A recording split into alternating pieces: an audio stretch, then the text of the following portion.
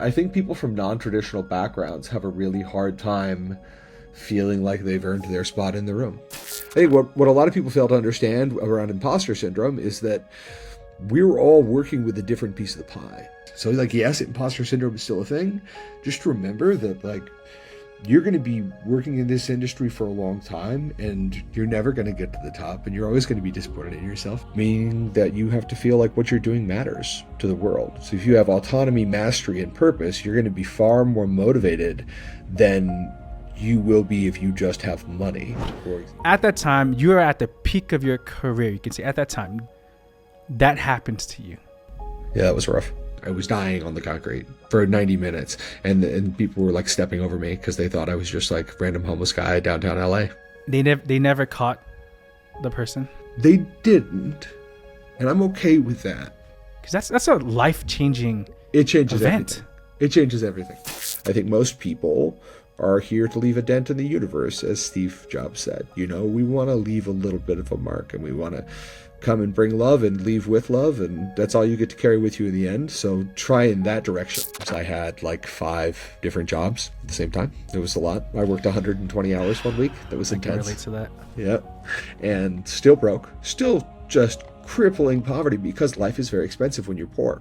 It was crazy. You get to a place of desperation. I was laid off from the casino 2 weeks before my son was born, and we didn't have healthcare. That's the kind of like panic of a life event that causes you to just leap. And in this case, it worked out really well. Jonan Scheffler, what people probably don't know about you, I don't even think I shared this on the internet, is that you changed my life like crazy 3 years ago. Right. One thing that the way you changed my life is you showed me that I'm more valuable than I ever thought I could ever be. And what do I mean by that? You know, you knew what my salary was before. You more than doubled my salary in tech, but I never thought I'd ever even make anything more than that. And I made much more than that in tech ever since I left that company, New Relic, when I was there with you. But you showed me that I'm more valuable than I realized. Secondly, you showed me how to do DevRel the right way, because I've been at multiple different companies in DevRel since then. No one does it the way you do. And so when we're at that company together, you help the company see us as a team, not as an individual person. And I remember though, when I was working there, I want them to see how well I'm doing. I want them to see how well I'm doing, because that's just how I am. I'm so competitive. Right. But now after doing this for 3 years, I see why you did it, right? And so again, I just want to share with the world right now, as we go into this podcast, that you are the guy that changed my life. And I tell that to everyone. And when companies ask me who was your favorite manager, I always mention you every single time. Because the way you're a manager, the way you led the team, and I know that I was a butthead to you too. Thank you for really, again, allowing me the opportunity to see DevRel the right way. So anyway, everyone, I want to introduce you to Jonan Scheffler, who was a director of DevRel at my previous company, at the next company, and now you're where you are now. So, Jonan, I hope you like the introduction. I did like the introduction. Thank you. That was very kind. That was hard to like just sit here and not turn pink. I changed a lot of colors. Thank you, Chris. You're very kind. No, of course. Now, if there's one thing that you want people to learn from your story, learn from you, and you've been in tech for a while, and actually you joined tech in your 30s as well, right? You're very late. Early 30s, or is it late 30s? We'll see. It's been like 12 years now, so yeah, 32. You're 37, right? Oh, you're 32. Okay. Yeah. 32. No, I was 32 when I got into tech. I'm 44 years old. You're 44 now. Okay. Mm-hmm. That's amazing. 12 years in tech is impressive. I've been in a 7. I'm surprised I survived this long. But from your life story, especially getting into tech in your early 30s, what's something that you want people to learn from you? If there's one thing you have to share with everyone right now. I think this is a story you're probably well familiar with because you have come through a lot to get where you are. But I think a lot of people don't realize how much their thinking influences their future thinking. That you can burn a pathway into your brain pretty easily that says like, I'm not good enough, I'm not smart enough, I can't do it. And that will stay with you, but you can just as easily burn new paths into your brain. Brains are, in that sense, I think, stupid in that they are very malleable. They don't necessarily understand the difference between a truth and a lie. So in the moment when you feel like you're not smart enough, just say, I don't know how to do this yet, right? Give yourself the grace of saying like, I'll get there. It's fine. People don't know things before they have learned them. This is the shocking revelation that every student in the world seems to forget, is that people don't know things before they've learned them. So be nice to yourself. Remember that you can change the way that you think and you can change the way that you learn. And if you stay focused, that you're going to get there. So put a yet on the back of any one of those sentences in your head. Just hear me yelling yet if you say to yourself, like, I can't do it. You can't do it yet. You'll get there. You know. That hits the spot with me, and I can see why you're saying that. But why is this so important? I think in software particularly, you go down these cycles where you're zero to hero over and over again all day, right? It's like, oh, I wrote a bug and then I fixed the bug. And when you're in the moment, when you've written that bug, you're like, there's no way I'm ever going to solve this. I'm probably the worst programmer that's ever existed, and then you get so low and you finally do it and you're like, I'm a freaking genius. I'm the smartest programmer in the house. And you get so excited that there's this constant up and down, right? But now imagine if you are someone who is able to kind of spiral yourself emotionally. When you start to get down on yourself, you get more down on yourself and you keep punching and you keep punching and you keep punching, right? That can be a hard thing for a programmer. That hits hard because that's me. Yep. Right. Yep. Again, you made me realize how valuable I am and how much value I could bring to a company. And I mean it, for example, in what you just shared, right? For someone like me, and you're actually, people don't know this. I share with the world I have dyslexia. The only reason I know I have it is because you were helping me write a blog post at New Relic, and you asked me, Chris, you have dyslexia? What? No. Why? And from that moment on, I We now I started know. using that font. We changed to the dyslexic font, which helped, right? What's it I'm called? still Is it using it just to this called day. that? It's Yeah. open dyslexic. Yeah, Yeah. open dyslexic. If you Yeah. think that you sometimes don't like reading, or your head hurts when you read, or you never really got into it, or you don't like to write, maybe just try changing that font just for an hour. See what happens, you know? It's a game. I have it. I'm literally using it right now. That's It's awesome. a game changer. And what do I mean by how you've helped me is you helped me realize that, for example, say the word yet, and I have imposter syndrome big time, even right now, Yeah, of right? course. Yeah, Have a big time, even after being in tech for 7 years. And that's yeah, it's just, weird. and those ebbs and flows, up and down that you feel in tech. You solve a problem, you feel amazing. There's another problem that comes up, you're stuck, you're dead in the water. You need to go to someone else for help. That can be terrifying at times as well. Have you experienced that, or Oh, being a so yeah. manager the last 3 years, right, leading There's a people? whole different level of imposter syndrome to being a manager because But you've seen now, this with people too. yeah, all the time. And I also have it. I think people from non-traditional backgrounds have a really hard time feeling like they've earned their spot in the room. Like, still, having come from a code school, that's still a thing. I sit around with a bunch of like, I'm often in rooms these days with like PhD computer science professors and things, who are brilliant computer scientists. And no, I'm not sitting next to them necessarily as their peer in that regard. But I do have a lot of really valuable experience from my DevRel career. If you think about what we do, you go to an event, let's say you had a really busy year, you do like 50 events or something. It's not crazy to imagine that you could meet 100 developers in an event, right? And I mean, not just like meet them, but actually build like a genuine relationship, right, with each of these people.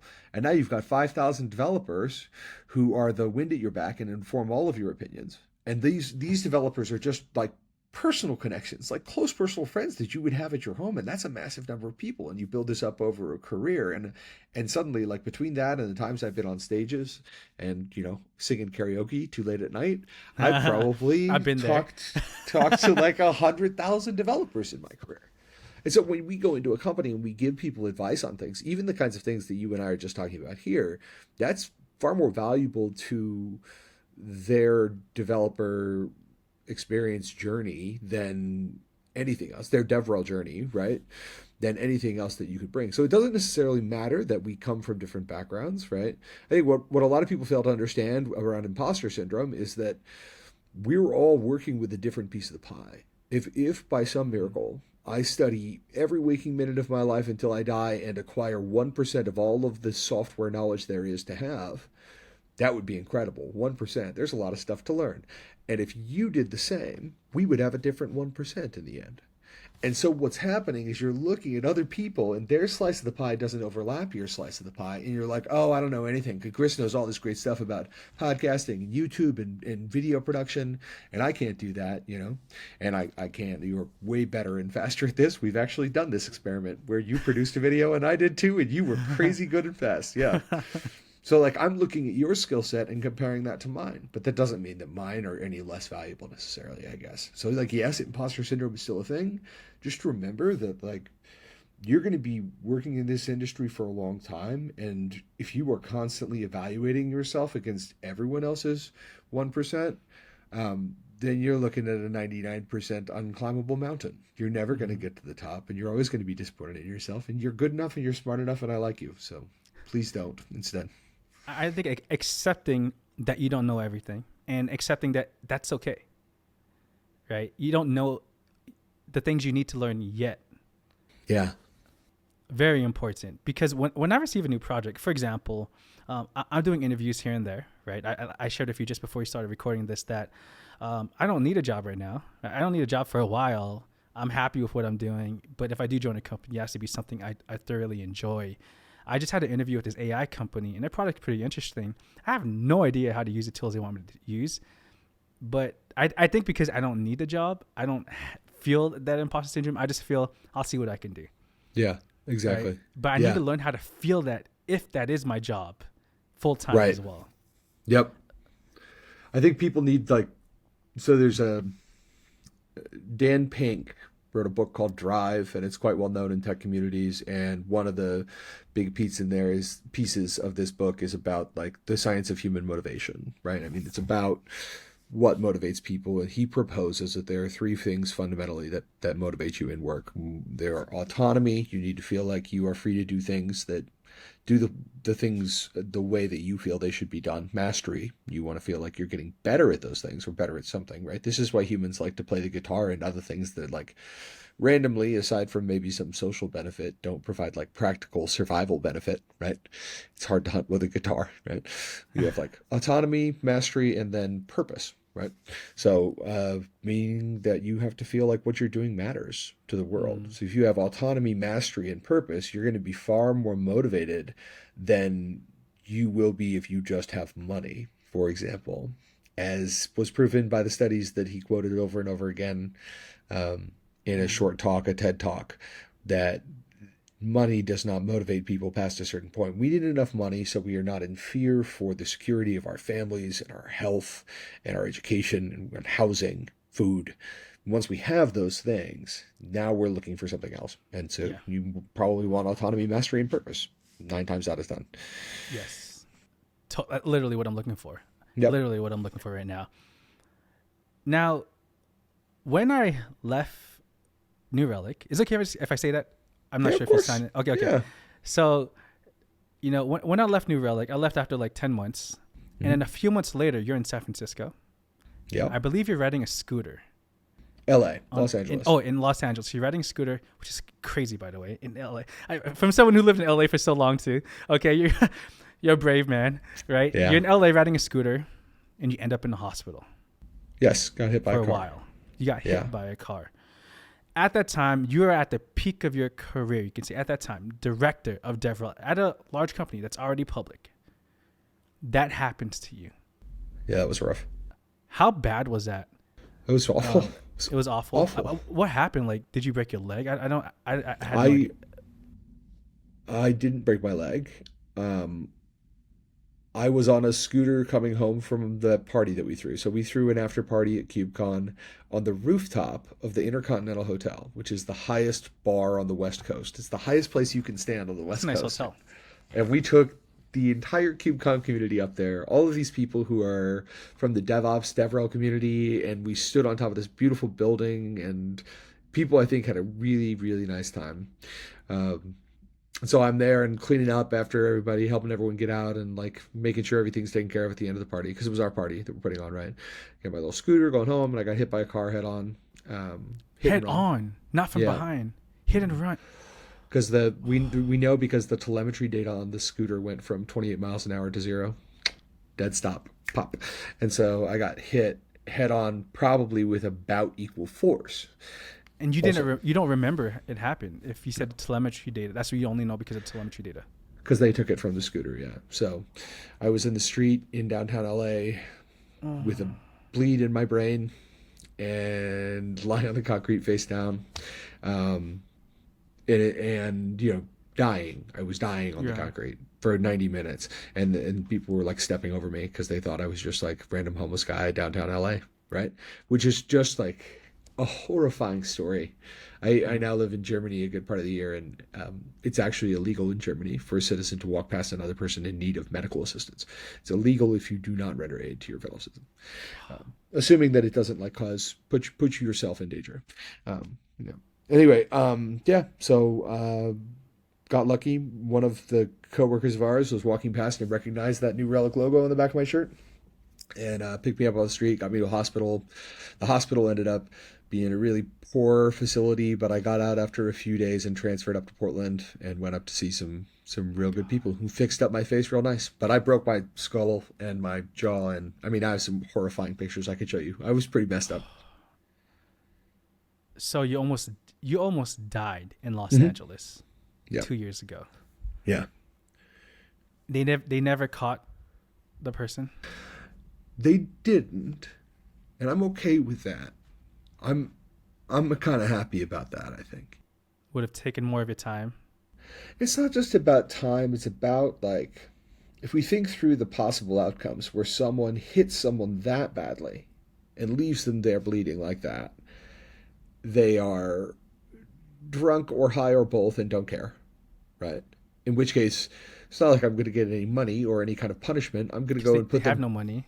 right. I may end up getting them put in jail to go be in criminal training school, but like there's no end benefit to me, right?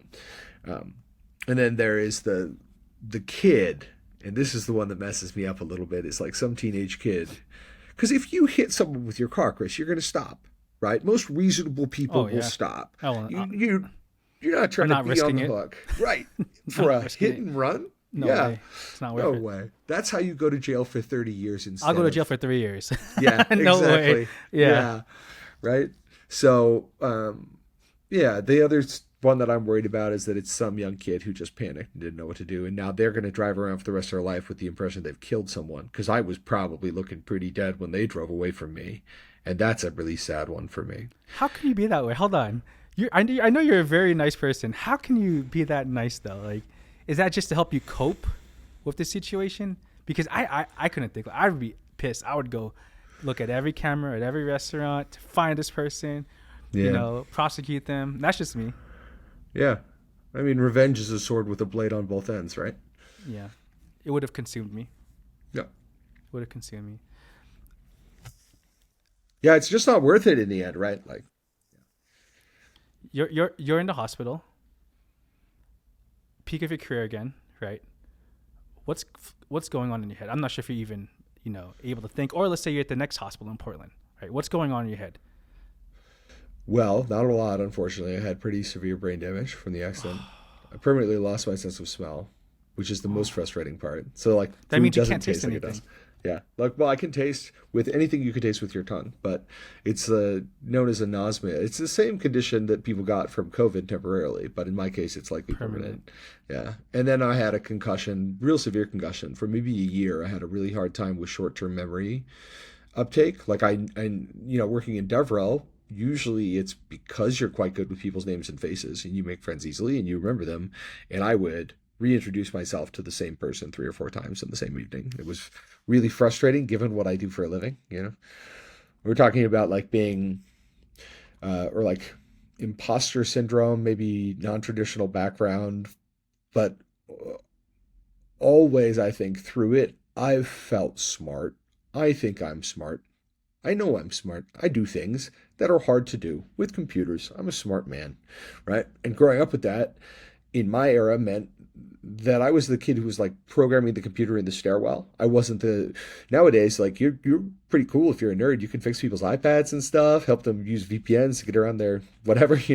And now like back in high school, it was a very supremely uncool thing, and so you tended to attach your ego to your intellect. So now imagine for someone who has kind of like built their career and largely attached their identity to their brain function, struggling with that, that sucks. And That for hurt. people that don't know you, you're honestly one of the most intelligent guys I've ever known, right? And I mean it. And when I'm around you, I always felt like I can learn so much.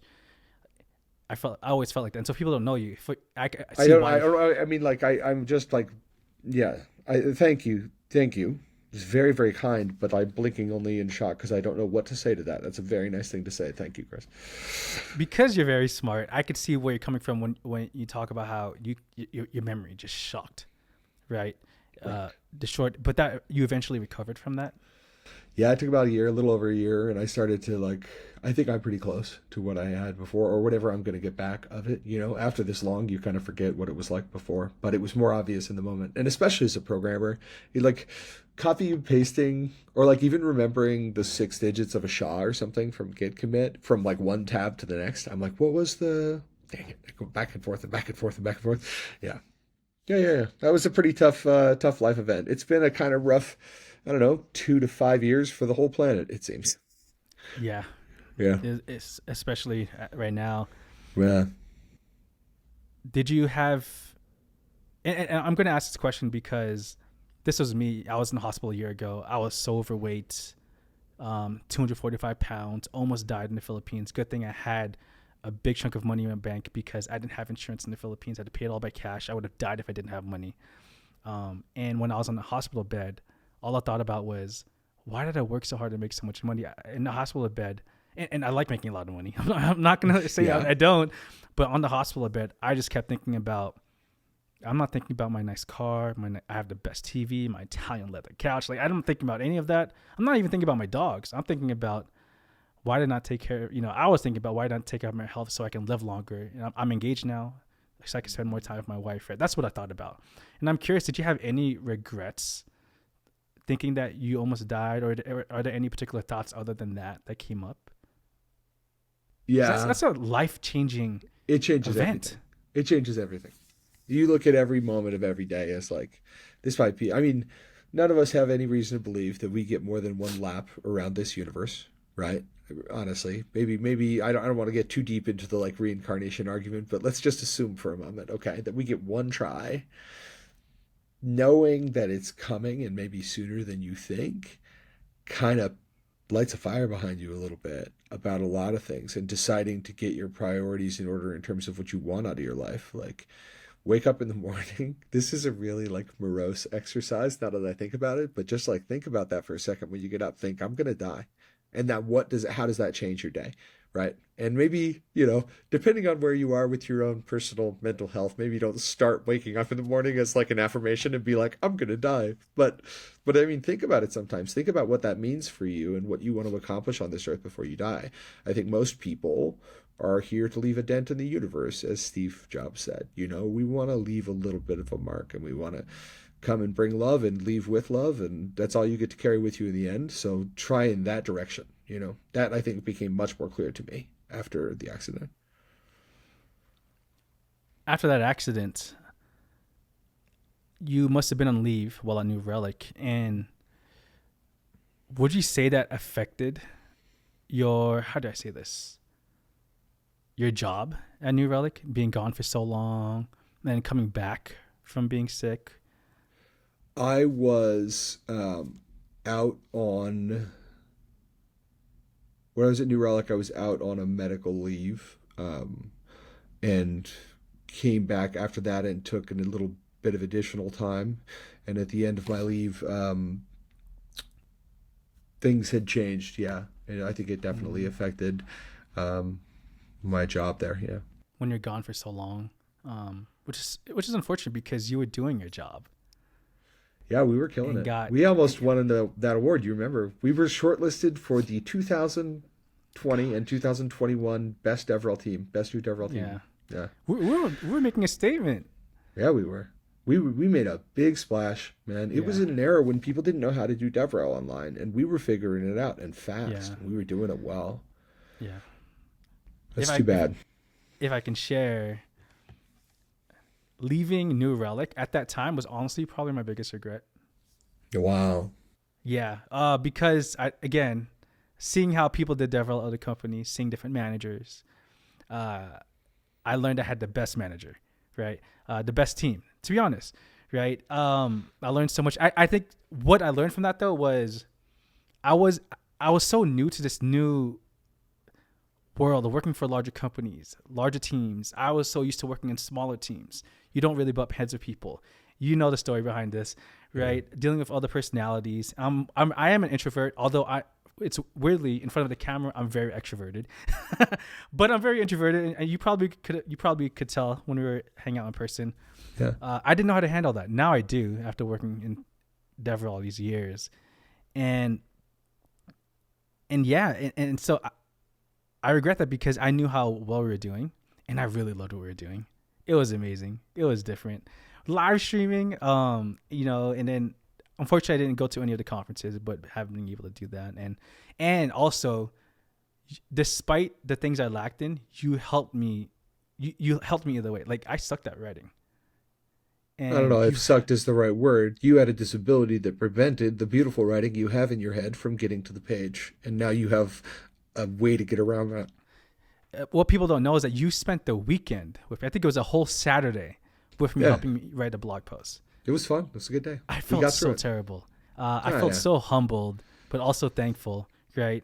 And so when I look back again, and I share this with people, I never share this publicly, and that's why I'm so happy to have you on here. And so, before we go to any other jobs you had in the future after New Relic, I want people to really know your story too, because you didn't join tech in your 20s. You joined in your early 30s. And I remember you shared a story with me. I think was this in Japan or was this in Germany? Oh, so this was a time I think that was before tech where I was actually homeless, technically. And like that, um, I mean, I don't want to say though that I was homeless on this podcast because I wasn't. I was just between houses. I was evicted, but I had a net. It's very different than what you were experiencing, right? Being unhoused with nowhere to go is a very different sense of desperation. I had my But car, but people say yeah, even that's not homeless. I don't know. I think it is. yeah, car's pretty homeless, bro. Yeah. And also like yeah, having a car is a place to go. So, yeah, let's talk about that. So, um where I came from. Yeah, when I first met my wife and my first daughter was born, actually, we were living in a little apartment and had no money. Where was I this? think it was in Eugene, Oregon. We Okay. were just out of college. I was working odd jobs. I had like five different jobs at the same time. It was a lot. I worked 120 hours one week. That was I can relate intense. to that. Yep. And still broke. Still just crippling poverty because life is very expensive when you're poor, as you know, right? You've got to take the bus to get the milk, and you have to buy the one milk because you can't buy the combo pack that gets you the discount. And now you're paying twice the price of milk. We charge the poorest people in the country twice as much for everything, but mostly food. That's awesome. What a lovely country. Um, and so I got to a situation where we were just in desperate poverty. We made 28,000 combined our first year, and I think in many parts of the world that may sound like a lot of money. In the United States, it is below the poverty line, and you with children can't live a Gosh. life like that. So we would often have to choose between diapers and electricity, and we knew how many days the after the landlord put the little sheriff notice on the door that the sheriff was coming to kick us out. We had 72 Oh, hours. Like we knew exactly how many hours and all the laws around how late we could be on the rent or the electricity, where to get the city to aid us in our paying our electric bill, that kind of stuff. Because we were working real hard, but just barely making it. And I eventually got some headspace because I quit all of those jobs in one weekend and got a job as a poker dealer at a casino. I'd been running like a I remember this. Yeah, I'd been running like a night game at a couple of bars around town, and I had poker was a big deal at the time, and so I got into the casino business and went to deal poker at the casino. Quit all of my jobs and moved out, and then when you're dealing poker, you get half hour on, half hour off kind of scheduling. So you work a 12-hour shift, but you're only actually working for half of it because you're rotating through the tables. And I spent my time in the back programming. That's kind of how I got here. And then you transitioned to coding at in your early 30s, 33 years old, 34. He was scary. That was definitely a jump off a cliff. Because you're struggling already. You're in poverty. And you're taking a risk and learning code in your early 30s. Are you crazy? Yeah. Yeah. It was crazy. You get to a place of desperation. I was laid off from the casino 2 weeks before my son was born, and we didn't have health care in an era before Obamacare. I was looking at a $50 or $60,000 bill. I was looking at effectively my entire year's salary to pay for my baby who was coming in 2 weeks. That's the kind of like panic of a life event that causes you to just leap. And in this case, it worked out really well. I went and I found a place in Oregon. I looked up all of the companies I could find online that had Ruby because I wanted to learn Ruby on Rails. I remember distinctly sitting in being on my phone on Craigslist and being like, "Hey, I think I want to be a Ruby on Rails engineer." And my wife's like, "What's that?" I was like, "I don't know, but they seem to make a lot of money." And then Sounds like every aspiring developer. yeah, and I set about figuring out how to do it. So I found all the Ruby companies. I found someone on LinkedIn who I'd gone to college with, who worked with, or who had a friend, second degree connection to someone who worked at one of the companies that had Ruby and was hiring for an HTML person.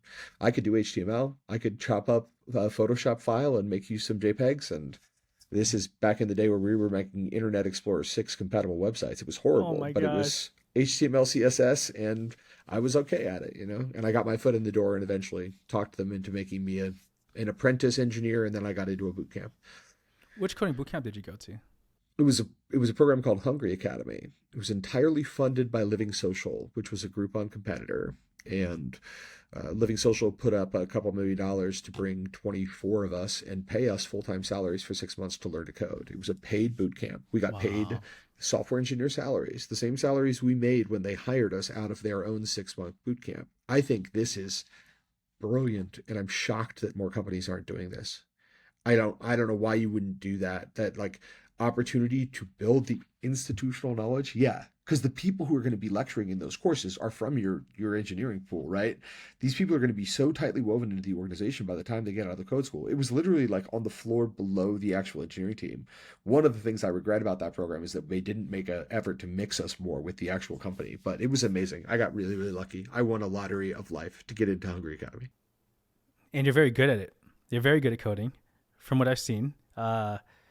How was that then getting that software engineering salary before you're even a software engineer? Was that game changing compared to your poker? What do you call that? Where you're a car dealer? Yeah, when I was doing the poker dealing, I have to pause too. I will take a lot of flattery from you, but I'm not a fantastic programmer. I appreciate that very much. But what I am is I'm someone who's like willing to fail over and over again. I think that's where it came from, right? That same thing. And yes, that salary changed my life instantly. I doubled my salary that year, and I doubled my Oh, salary by 2 years later, and then I started it raised at 20 or 30% every time I jumped companies, sometimes 50, sometimes 100% raises. And my salary now is far, far beyond what I could have ever imagined it would be isn't that because of amazing tech. though? It's That's incredible. that's so amazing how tech can change your life for the good or the bad, I mean, depending. there's no question. It is one of the greatest powers that exists in the history of humanity is the ability to create things on the internet today. It's a very silly thing to say, but you and I, in the next 1 hour, could come up with a startup idea and build the website. And let's say it's a miracle of software development, and 1 hour later, we could have 3 billion people who have seen it. If it becomes the most popular thing on the internet, this is more power than kings and queens have ever held in the history of humanity. It's a life-changing event, not just for the salary, but just because you get to take your destiny in your own hands. The number of people I work with in software who've started their own companies and operate as content creators like you you don't have to worry about work anymore, Chris, because programming. That's amazing. I barely code now too. Yeah, you know, I mess it more every year. Every year I spend managing. Yeah, no, it's amazing the power of what just learning how to code can do. In your experience in managing people, right? Would you say is the biggest? How should I ask this question? The biggest. Uh, I don't know how to properly ask this question, but from all the people you've managed over the years, from large companies to startups, what's something that a lot of people have in common that prevent them from succeeding, from becoming a better developer, becoming a better individual, or moving up in their careers? It's psychological safety. Like, and that's not on them. What do you mean by that, psychological safety? I think one of the things that is magic, or was magic, about the Relicans, our team at New Relic, was the psychological safety we were be able to build as a team really quickly, really early on, and we lost it eventually. We did, and without going into too much detail around that, like for a minute there, it was the closest professional team I'd ever been a member of. We were genuine friends, each and every one of us, and we were fighting really hard for each other because we wanted to win. That like sense of teamwork and that sense of um, empathy for your peers, it only comes from the psychological safety to feel like you're not going to be criticized publicly for your idea in a mean way. In a constructive way, of course, we criticize each other. We're all here to grow, but the outcome is not you feeling bad and then not being willing to speak up next time. And those things spiral very quickly. Once you feel like you can't be your whole self at work and bring your whole creative self to work, especially for what we do, then you're crippled as a component of the team, and you're actually kind of a broken cog that breaks other cogs. Then, right? It's kind of a cascading effect. So maintaining that psychological safety on a team is, I think, the biggest superpower that any manager can build, is just understanding how to make people feel safe. Most of these people are showing up every time that you just like drop a thing on their calendar that says like sync up with no agenda or description. That person thinks they're getting fired. They 100% think they're about to get fired. Yes, it's happened to me multiple. I felt that multiple times. You don't think that when you're a manager. You just don't think about those things, but you get better at it over time. Yeah, that's true. If I could share this, since the Relicans, right, New Relic, I've never felt I can truly be myself. Yeah. I mean, I've joined startups. Yep. At a startup, you have to protect yourself. You can't show everything about yourself. Yeah. But it would be great if you could. And I felt that there. You literally brought in Casey Hightower to give a talk. Who was that? What's her Kelsey name? Hightower. Kelsey, yes, sorry. Yeah. Yes, Kelsey Hightower. And she's a DevRel of Angie Jones. Angie Jones. Yep. You brought in Angie Jones to give a talk to our team, which is insane. I didn't know who they were at the time, but now I've been in it for 3 years. I'm like, dang, I should have asked more questions. Right? That was your first week of DevRel. Your onboarding, I had 10 of the best DevRel people I knew who had very different perspectives to my perspective on DevRel. Yeah, we're all very different. We are, right? Everyone's got their own thing, and you understand why. We get pretty polarized when it comes down to it. Yeah, that was great. No, it was an amazing team. So now you weren't at New Relic. You joined another company. After New Relic, I went to several different companies. I joined a company. I decided that DevRel contracting might be it. Maybe I will do contract work for DevRel and come in and set up a team. I am at the point in my career where I build several teams, 3 or 4 teams now, and I put together a content strategy and an event plan and developer engagement and all of the pieces that you need. Go to community plan for your DevRel program. Those are all things that eventually become pretty boilerplate. I don't want to say they're boilerplate because obviously, like what strategy you use, they all need to be adapted to the particular company. But it seemed to me a thing that could fit a consulting model, so I sought that out for a while. And so I've had 3 little contracts like this that have gone well. They like building the team in this way, I think, is a little bit harder. It has its own challenges, but there are advantages too in doing it that way. And I very briefly tried to launch a startup with some friends for a few months. I think my LinkedIn still says that I am the founder of Daduma, which will come to exist again someday, but for now is on hold. Pending ridiculous amounts of funding. So if you want to ever fund a slide deck instead of a working MVP for just millions of dollars for no reason other than that it helps the open source community, that'd be great. Hit me up. Yeah. Well, you tried, right? Trying to do your own startup. You could say you tried. And it's not easy, right? Yeah. Like 99%. I'm saying I'm trying because I'm not. Yeah. I mean, we really just looked at the timing. It was around the collapse of the Silicon Valley Bank, and we got flown out to Denver to meet with investors over. We had our lunches and we went and had our in-person meets with all of some GPs and stuff, and it was intense. And then it was just like radio silence for a few weeks, and it was kind of a bad few weeks to have radio silence because of the Silicon Valley Bank collapse. The world kind of, and we thought, hey, that might be the end of VC and Silicon Valley and software. It has changed ever since. Yeah, it is very different. It has changed now. big time ever since. when you before you joined the next company after Airbyte, right? Yeah. I don't know if you want to mention it. After I can New do it. Relic. Yeah, sorry. After New Relic, I Yeah. tried to, I tried to get you to join Yeah. Airbyte. I I know. tried very, very hard. Like, I would call you, I would text you, Johnny, what's going on? Why are you not joining Airbyte? I would have been there if the money had been there. I would have been there. But there's also this thing where even if you get them to give you the money, right? I like look, you're at a point in your career where you've been doing it for 10 years, and you have a price tag, and sometimes the price tag just doesn't match. Try and figure out early in the conversation. And when the price tag doesn't match, walk away. Don't be like, oh, I might be able to stretch to make it work, thinking you're going to bump up the end of their range, which you may do. They may be like 25 is the most we could do, and you're like, I made 280 5 years ago. It just doesn't make sense for me to go to 250 for this job, right? Or you know, and so this number, if you burst over the top of it, well, now they've got superhuman expectations of you. When you better be the king of the world if you're talking like you deserve this kind of money, and you're not talking like you're, oh, I'm so crazy and I'm worth no, but you've got to price yourself where you are in your industry for your experience level, or else you miss out on earnings that you will never have the chance to get again. You reach a peak earnings cycle in your career, you need every dollar of it so that you can make it through the rest of it when things get worse. And it does get worse. Yeah, it does. It does. Because ageism is a real thing in tech. It's a very serious problem. Not in DevRel, though. Would you say not in No, DevRel? that's in I Devro. not in Yeah. DevRel.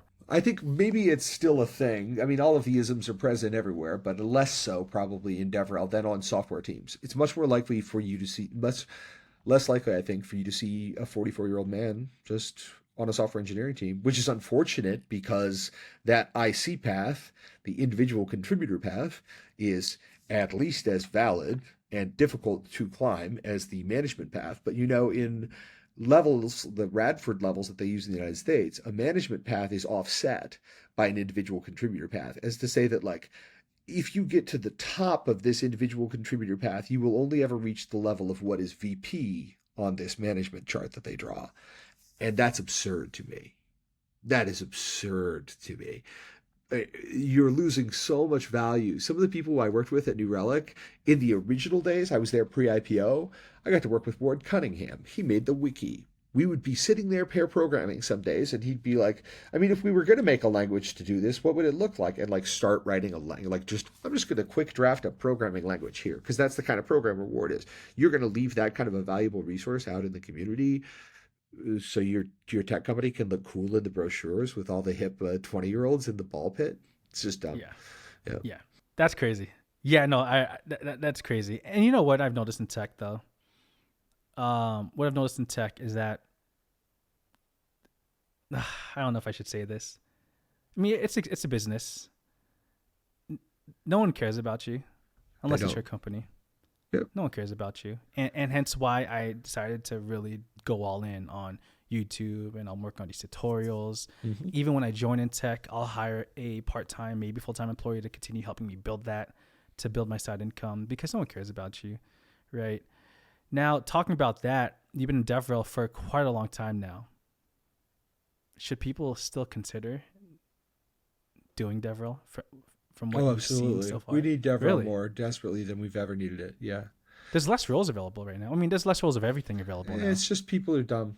I'm sorry. That's not a nice way to say this thing. People are being short-sighted. They're worried about their short-term balance sheet, and they're not setting their companies up for success on a 2-year cycle. And that's what DevRel is designed to do. DevRel is not hey, we're launching our company and we want to immediately be famous. Can you put us on the first page of Hacker News right away? Kind of enterprise. That's not what DevRel is. DevRel is a long-term investment and partnership with your community to help build something more beautiful with all of your brains together, because that's how it works. And that community has to be motivated for the right reasons, and on and on. There are a lot of like nuances that go into this thing, but DevRel is one of the first things to get cut because it's hard to associate that developer engagement with the money. Revenue, Yeah. money. Yeah. Unfortunately, it is a long-term thing. It doesn't happen overnight, but it's very, very important. Oh, it's so powerful. And it's going to teach all of these developers. We have about 3 billion people about to come on the high-speed internet with the rest of us. A lot of the planet doesn't have access to the YouTube. to a proper high-speed internet connection, and they're coming, and those people are going to need people to teach them how to program, or they're going to become programmed. You can Mm. program or you can be programmed, and we need to invite those people with open arms. So we need as many DevRel people as we can get. Don't you dare quit on me, Chris. I'm excited for these people who have never had access to internet because I'm working these tutorials, and this is I'm not just trying to promote it, but I'm working these tutorials, and my goal, because I have dyslexia, is to teach tutorials targeting people like me Yeah. who are very slow. Slower, like meaning it's slower than a normal person because it's harder to read. Right? It's harder to It read. takes Yeah. me It's time just slower to take comprehend. the information in. Yeah. And so that's my goal. Those small nuances I wish someone explained to me. I want to do that for others.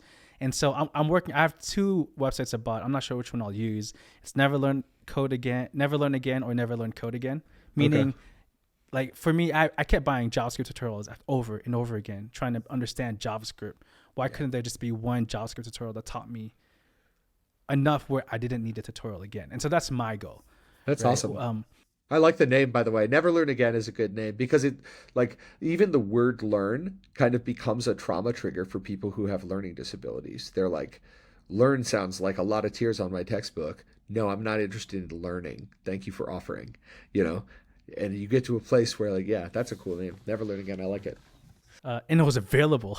That's So awesome. I Yeah. took that. I bought I think about a 5-year whatever agreement, so I can keep that for at least 5 years. Nice. That's what I want to do with all these people coming to the internet soon. Now, so what do you want to do now, Jonah? What's next for you? Well, as I said, I'm not putting down the startup. I'm just holding it off to the side. And that get picked up again. But I think it's probably going to be like more consulting for the near term. I think it'll be another couple years before some of the tech we need to build Dynamo comes to exist. It's like it depends on trusted execution environments and being able to run like secure containers at runtime. That's a thing we haven't been able to do Mm, before, but it unlocks some cool stuff. If I can yeah. run code on your machine and you can't see inside it, even if you unplug the machine and disassemble the RAM with acid and go and use an electron microscope, that's cool. That's a thing that's not been possible before. So I'm excited about that. But it's not really quite there yet. Anyway, so that thing is in the future. In the near term, I will probably continue consulting with people as I have been to help them build DevRel teams. I think I'm not opposed to taking a full-time role. But it would It's a really have commitment. to be, yeah, it would have to be a special product and a special company. And honestly, I know that they can get what they want from me from a consulting arrangement on a somewhat longer term. I mean, these are 6 or 1 year contracts. They're not short. 3 months I think is too short to really like give someone a good framework for a DevRel program. Um, but if you get a 6 month or a year long contract, yeah. I mean, hey, I'm here. I am happy to help you with your program. I will gladly shill myself. Looking for work, hit me up. I'm happy to contract with you on your developer relations program. Anything you need. Oh, that's amazing, Jonan. It's so good to have you on here. I've been wanting to have you on here for a while, I and know. to have you on this podcast. I mean, there's so much more we can always talk about, but to be able to talk to you again after all these years, It's been nice. I'm definitely I'm happy and thankful to be on here and introduce you to the world. I introduced you once on my main YouTube channel, but it's a 10-minute video. Yeah. It's not really personal. You can't really dive deep into conversations in my main channel, and so um, I'm really glad I got to introduce you to the world. Thank you so much for having me on the show. That was, I think maybe a much more like personal interview than I was expecting, but it was brilliant and it was very touching. And thank you for all of your kind words. I'm really happy to be here and like get to come full circle. Like one of the most exciting things about being a manager, full stop, is getting to watch people like you come in and grow into their careers, and you're unstoppable. I'm so looking forward to working for you someday, Christian. No, no, no, no. I appreciate it, Janet. All right, man. I'll talk to you soon.